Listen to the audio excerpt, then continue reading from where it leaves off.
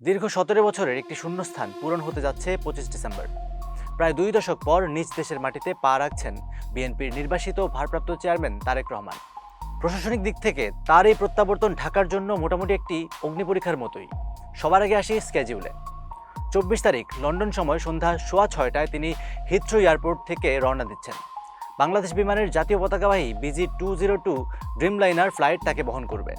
যদি সব ঠিক থাকে তবে ২৫ তারিখ ঠিক ১১:১২ নাগাদ ঢাকার রানওয়ে ছোঁবে তার ফ্লাইট।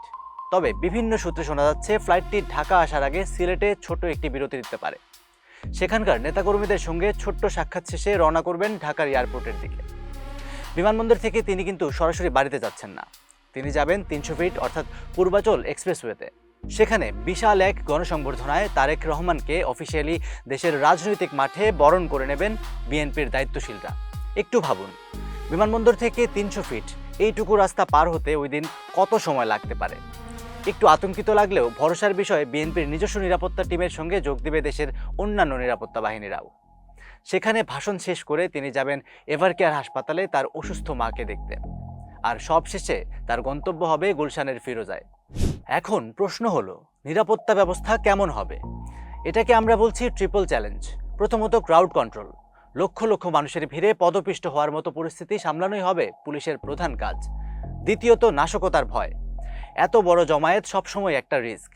তৃতীয় কোনো পক্ষ যদি বিশৃঙ্খলা করে তবে দায় পড়বে সরকারের ওপর। আর তৃতীয়ত, এবং এখানেই ডক্টর ইউনূসের অন্তর্বর্তী সরকারের জন্য এটি হবে একটি অ্যাসিড টেস্ট। বিদেশি মিশনগুলোও কিন্তু ওই দিন কড়া নজর রাখবে যে সরকার পরিস্থিতি কতটা শান্তিতে সামাল দিতে পারছে।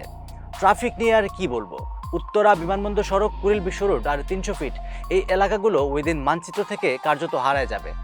ঢাকার ৩টা প্রধান এন্ট্রি পয়েন্ট গাবতলী, যাত্রাবাড়ি আর আবদুল্লাপুর দিয়ে যখন লাখ লাখে মানুষ ঢুকবে তখন পুরো শহরটাই চারদিক থেকে আটকে পড়বে।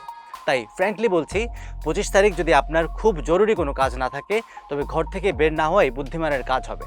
এমনকি ফোন বা ইন্টারনেটেও হয়তো সমস্যা পাবেন, কারণ বিশাল ভিড়ের চাপে নেটওয়ার্ক জ্যাম হওয়াটা স্বাভাবিক। সবশেষে একটি বড় কথা, তারেক রহমানের এই ফেরাটা ২০২৬-এর নির্বাচনের আগে বিএনপির জন্য একটা বিশাল শক্তি প্রদর্শন।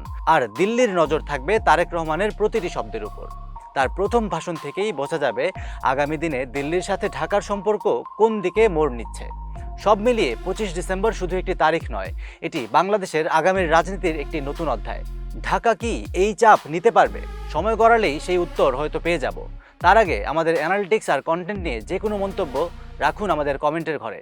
দেখা হবে নতুন কোনো পর্বে, নতুন কোনো আয়োজনে। সে পর্যন্ত সুস্থ থাকুন, নিরাপদে থাকুন।